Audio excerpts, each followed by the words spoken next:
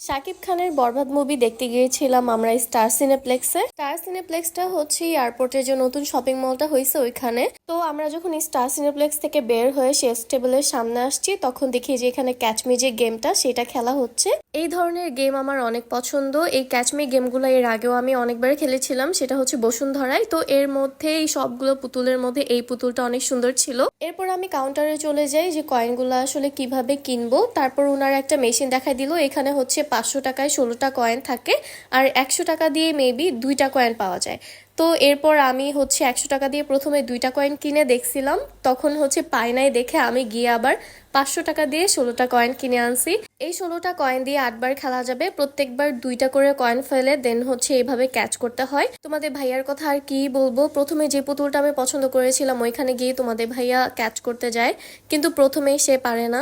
মানে 8বার 9বার বেসিক্যালি খেলা হয়েছে, আসলে 100 টাকা দিয়েও তো 2টা কয়েন কেনা হয়েছিল। তো 9বারের মধ্যে 6বারই তোমাদের ভাইয়া খেলছে, একবার আমি খেলছি, আরেকবার হচ্ছে ওর ফ্রেন্ডরা খেলছিল। না সরি, 7বার ও খেলছে। মানে আমি এত পরিমাণে আপসেট হয়েছি যে 7বার খেলেও ও আমার জন্য একটা পুতুলও পাইলো না, দেখো এইবারও ফেলে দিবে। মানে আসলে মেশিনের সমস্যা ছিল নাকি ওই পারে নাই ঠিকভাবে ক্যাচ করতে। ওর প্রত্যেকটা ফ্রেন্ডই বলতেছিল আরে এইটা না এইভাবে, এইটা না ওইভাবে। মানে আমিও অনেক আপসেট হচ্ছিলাম যে ও কেন পারতিছে না। বিশ্বাস করো, একবার না দুইবার না 7-7বার ট্রাই করার পরেও যখন কোনো পুতুলই না পায় তখন কার না খারাপ লাগে। তো প্রথমেই তো একটা পুতুল নিতে গিয়ে ও 3বার ক্যাচ করছে, ওইখানে হচ্ছে 6টা কয়েন শেষ।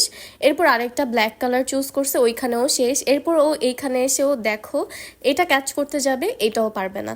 মানে আমিও এত রাগ হইতেছিলাম আর ও ভয় পেতেছিল যে আসলে এত টাকা দিয়ে এতগুলো কয়েন কেনার পরেও একটা পুতুলও ও পায় নাই। আর সবাই আশেপাশে যারা আছে অনেকেই 2টা 3টা পুতুল নিয়ে হচ্ছে ঘুরতেছিল। মানে শেষে যখন একদম পারতিছে না এরকম অবস্থায় ও আশেপাশে মানুষদেরকে বলতেছিল যে আসলে আপনারা কিভাবে পাইছেন আমাকে একটু বলেন। পরে ওনারা বলছে যে আসলে আমরা অনেকবার ট্রাই করার পর হচ্ছে 2-3টা পুতুল পাইছি।